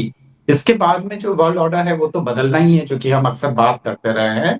इसके बाद में यह भी साबित हो गया है कि जिस हम मल्टीपोलर वर्ल्ड की बात कर रहे हैं, अभी तो उसका कहीं दूर दूर तक कहीं कोई नामो निशान नहीं है। तीसरा यह है कि अमेरिकी लालच में बहुतों को समझौते करने पड़ेंगे, जिसमें भारत भी है। और अमेरिकी वर्चस्व वाली व्यवस्था में भारत के लिए कोई खास जवाब नहीं है, उसकी कोई ओपिनियन नहीं है। तो एक तरीके से यह सब कुछ देखा जाए तो भारत जो बार बार संयुक्त राष्ट्र संघ में अपनी सदस्यता की मांग कर रहा था, अब वह भी इररिलेवेंट है। उससे यह भी साबित हो जाएगा कि जब जिस संस्थान का कोई महत्व ही नहीं है उसकी सदस्यता लेकर भी हम क्या करेंगे। इसके अलावा जो रीजनल जितने भी जो प्लेटफॉर्म्स हैं या जितने भी जो हैं वो मजबूत होंगे, चाहे वो ब्रिक्स हो या चाहे वो एससीओ हो या चाहे वो नेटो हो, नेटो का नया रूप, या इस्लामिक नेटो की बात होने लगेगी। और उसके अलावा और भी जो तमाम जो है वो वापस एक तरीके से पूरी दुनिया में ग्रुपिज्म को बढ़ावा मिलेगा। और उसके अलावा हथियारों की जो दौड़ है वो शुरुआत हो जाएगी उसकी। खासकर जो कोल्ड वॉर के जमाने में हमें जो हथियारों की एक लंबी लड़ाई वो देखने को मिली थी, उसकी वापस से शुरुआत होगी। और ऐसे में मुझे लगता है कि बहुत सारे देश अपनी सुरक्षा, जिसको अमेरिका से भय है, वह एक ऐसा चाहेंगे कि एक तरीके का जो ऑटोमिक जो ताकत है वो गेन कर ले। उसके बाद में चीन जो है, चीन ये चाहेगा कि जैसे अमेरिका ने अपना वर्चस्व दिखाया है, जी वह भी ताइवान पे वैसे ही करने की कोशिश करेगा, क्योंकि उसे पता है कि अमेरिका उससे सीधी सीधी लड़ाई में कभी भी शामिल नहीं होगा। वो इकोनॉमिक सैंक्शंस लगाएगा, पर चीन यह खतरा ले सकता है। जी पाकिस्तान जैसे देश जो चीनी खेमे में जाने के लिए उतारू हो रहे थे, वो वापस अमेरिका की तरफ दौड़ेंगे और एक तरीके से पूरी की पूरी जो विश्व व्यवस्था है जी उसके केंद्र में अमेरिका रहेगा और उसके इर्द गिर्द तमाम चीजें चलने लगेगी। और उसके अलावा जो अमेरिकी जो तबका है, जो व्यापारी तबका है, जो कि पूरी दुनिया में जिसका अपना व्यापार है, जी उसका जो ताकत है वो और ज्यादा होगी।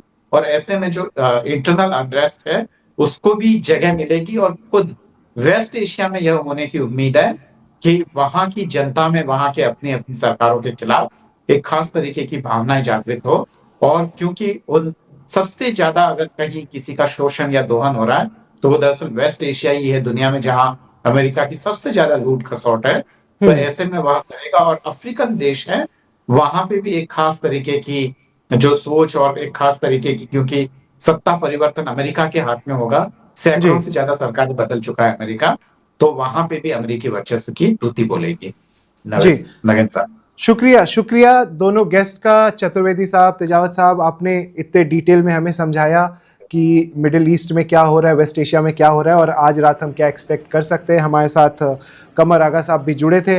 अब मैं आपको एक और आखिरी इंफॉर्मेशन दे दूं कि भले ही पुतिन ने कुछ ना बोला हो, केवल उन्होंने निंदा की हो, लेकिन उत्तर कोरिया के प्रमुख डिक्टेटर किम जोंग उन ने ईरान पर अमेरिकी हमलों की निंदा की है और उन्होंने कहा है कि ईरान की राष्ट्रीय संप्रभुता और क्षेत्रीय अधिकारों का उल्लंघन हुआ है। तो पहली बार हमारे जो हैं सबसे बड़े leader, one of the dictators पूरे दुनिया के, जिनको ट्रंप काफ़ी पसंद करते हैं और ट्रंप ने उनसे मुलाकात भी की थी और ऐतिहासिक मुलाकात की थी, उन्होंने अब धमकी दी है ट्रंप को। उन्होंने खुल के वो सामने आए हैं और उन्होंने बोला है कि आपने ईरान की नेशनल सॉवरेनिटी पे अटैक किया है। ये एक्सपेक्टेड था पुतिन से, ये एक्सपेक्टेड था शी जिनपिंग से, लेकिन एक अलग ही देश से ये मैसेज आ रहा है। देखते हैं वो भी क्या करते हैं, क्योंकि आज की रात तो बहुत भयानक हो सकती है जिस प्रकार से ट्रंप ने बोला है और अनाउंसमेंट की है। और ईरान ने भी अपने नए सुप्रीम लीडर का अनाउंसमेंट कर दिया है, IRGC के लिए चीफ ऑफ स्टाफ का अनाउंसमेंट कर दिया है। एक नई पूरी कमांड जो है वो फिर से तैयार हो गई है। अमेरिका ने जो कल रात हासिल किया या इजराइल ने जो हासिल किया, अब उनको दोबारा से वही हासिल करना पड़ेगा, क्योंकि ईरान में एक नए सुप्रीम लीडर आ गए हैं और उनका भी मैसेज पूरे ईरान के लिए और दुनिया वालों के लिए, ट्रंप के लिए आपके पास जल्द ही आएगा। हम आपके लिए वो वीडियोस लेकर के आएंगे। लेकिन जो हमारे वन इंडिया के दर्शक हैं उनसे मैं एक बात जरूर बताना चाहूंगा कि दर्शकों देखिए, खबर जो है वो हम ब्रेक करने की कोशिश करते हैं, लेकिन वन इंडिया में एक ही डिफरेंस है कि हम अपने खबरों को वेरीफाई करके तब ब्रेक करते हैं। तो अगर रात को 1 बजे उठ करके हम लोग खबर दिखाते हैं आपको, तो उसको वेरीफाई करके और पूरे तरीके से सोच समझ के दिखाते हैं। अगर खामेनेई मारा गया तो हम अपने हेडलाइंस में खामेनेई मारा गया यही लिख सकते हैं, और इस चीज को आपको समझना जरूरी है। वहां पे कमेंट सेक्शन में लड़िए मत, लेकिन जो असली खबर है उसको फॉलो करिए और जो सच्चाई हम आपको दिखाते हैं उसको फॉलो करिए, क्योंकि ये जर्नलिस्ट नहीं डिसाइड करते कि आगे क्या हो रहा है। जर्नलिस्ट केवल आपको दिखा सकते हैं क्या हो रहा है, आपको वो झूठी खबरें हम तो नहीं दिखा सकते। तो अगर खामेनेई मारा जा रहा है तो गुस्सा हमारे ऊपर मत निकालिए, वो देखते रहिए हमारे न्यूज चैनल को, क्योंकि हम आपको बहुत ही सही अपडेट और सबसे पहले अपडेट जरूर देंगे। मेरा नाम है नागेंद्र सिंह और आप देख रहे हैं वन इंडिया।